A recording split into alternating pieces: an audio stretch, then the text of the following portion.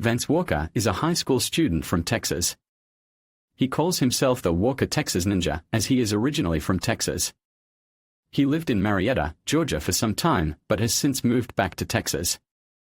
He has also faced challenges with cerebral palsy, with which he was diagnosed at 18 months old. Before he competed on American Ninja Warrior 13, he competed on both American Ninja Warrior Junior 1 and 2 for the 13 to 14 age group. He impressively won every single race he was in and was the winner for that age group both times. His individual race record over the 2 seasons was 14-0.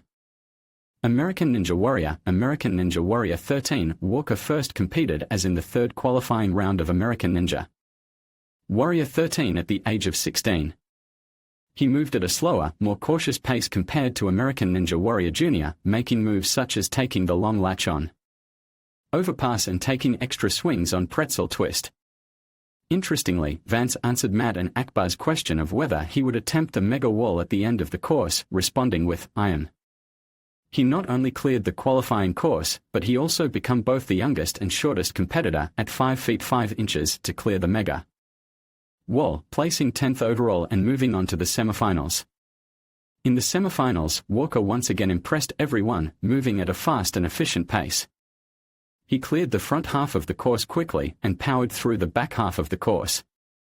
He had a slight scare on the second half of padlock, nearly spinning out of control, but he managed to recover. He then opted to take on the dungeon at split decision, clearing it easily. On the spider trap, Vance struggled to keep his legs locked in, but pulled through and finished the course with the fastest time of the night with a time of 4 minutes and 17.90 seconds, beating Josiah Pipple's respectable 5 minutes and 26.21 seconds. On the power tower, hopes were high for Vance. Both he and Pipple were neck and neck to start until the dropping shelves. Vance opted to swing from the sides of the shelves, similar to the wingnuts rather than the front, gaining a single shelf lead and hitting the buzzer, earning the safety pass. In the national finals, Walker put up another impressive run on stage 1. He moved through the course easily, keeping his perfect streak alive and clearing stage 1 with 20 seconds remaining. In one of the funniest moments on stage 1, Vance was moving so fast that he tripped on his own feet after clearing the double dipper. On stage 2, he shockingly failed the double salmon ladder after missing the open set of cradles, ending his perfect streak of never failing an obstacle. However, because he still had the safety pass, he was granted another shot at stage 2. On his second attempt, he was able to correct his mistake on the double salmon ladder and made the most of his second chance. On hammer drop, he had a close call when banged his head on the pendulum and failed to grasp the left handle, but was able to stay alive by wrapping his feet around the pendulum.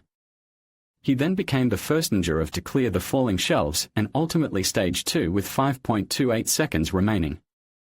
Walker then became one of 4 competitors to attempt stage 3, alongside Austin Gray, Kyle Soderman, and Caden Lebsack.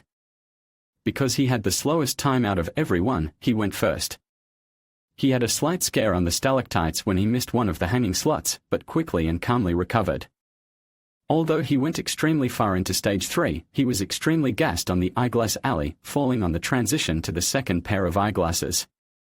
He placed 3rd overall, only behind Austin Gray and Caden Lebsack.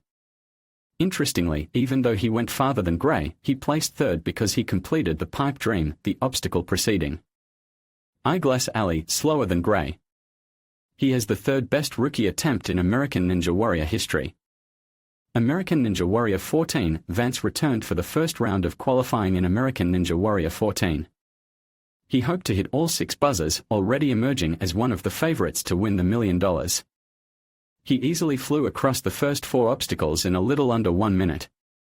However, he failed the salmon roll, which shocked many people considering his near-perfect performance the previous season. As it turned out, Vance was a little too aggressive when attempting the 18-inch gap. He got more than enough air to clear the jump, but missed the rung by a little less than an inch, causing the bar to rebound as a result of hitting the wheel rather than landing perfectly on the rungs. Despite this, he placed 18th and advanced to the semifinals.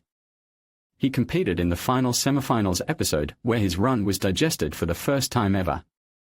He was going at a fast pace in an attempt to get back to the power tower. However, he failed the 9th obstacle, flipped around, after he kicked the final board and unintentionally threw his grip off. His run was still enough for him to place 7th overall and advance to the national finals. His run on stage 1 was digested.